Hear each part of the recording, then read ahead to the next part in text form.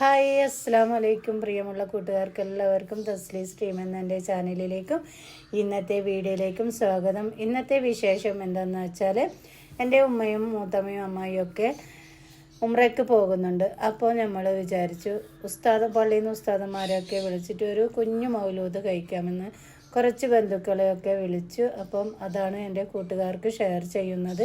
ഞാൻ കുറേ ദിവസമായി വീഡിയോസൊക്കെ ഇട്ടിട്ട്, കാരണം വയനാടിൻ്റെ ദുരന്തത്തിൽ നമ്മളെല്ലാവരും ഒരുപാട് സങ്കടപ്പെട്ടിരിക്കുകയാണല്ലോ.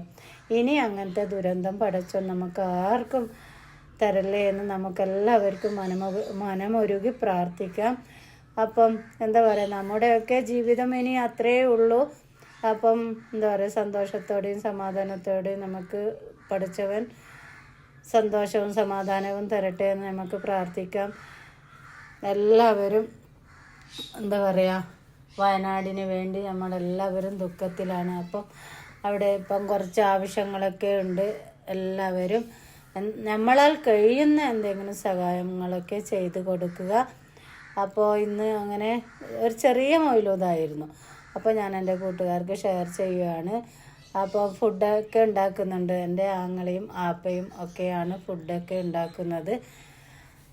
എന്താ പറയുക, ഒന്നും പറയാനില്ല. ഒരുപാട് സങ്കടമാണ് നമ്മുടെ നാട്, നമ്മുടെ കേരളം.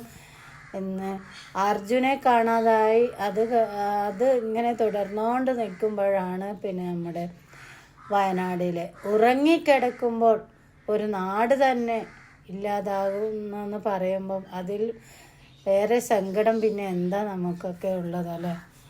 അപ്പോൾ ഇത് എൻ്റെ ആങ്ങളയാണ്. ഓന് ബിരിയാണി വെക്കുന്നുണ്ട്. ആങ്ങളെയും ആപ്പയുമാണ് ബിരിയാണിയൊക്കെ വെക്കുന്നത്. നമ്മൾ പിന്നെ മസാലയൊക്കെ റെഡിയാക്കി കൊടുത്തു. അപ്പോൾ അവർ ബിരിയാണി ഒക്കെ വെക്കുന്നുണ്ട്. അപ്പോൾ എന്താ പറയുക, കൂടുതൽ ഞാൻ പറയുന്നില്ല. സങ്കടമാണ്. എങ്കിലും ഈ വീഡിയോ പോസ്റ്റ് ചെയ്യാമെന്ന് വിചാരിച്ചു. കുറേ ദിവസമായി വീഡിയോ പോസ്റ്റ് ചെയ്തിട്ട്. അപ്പോൾ നിങ്ങൾ കണ്ടുവരൂ കേട്ടോ. അപ്പോൾ ഈ വീഡിയോ എടുത്തിട്ട് ഇപ്പം കഴിഞ്ഞ ആഴ്ചയാണ് എടുത്തത്.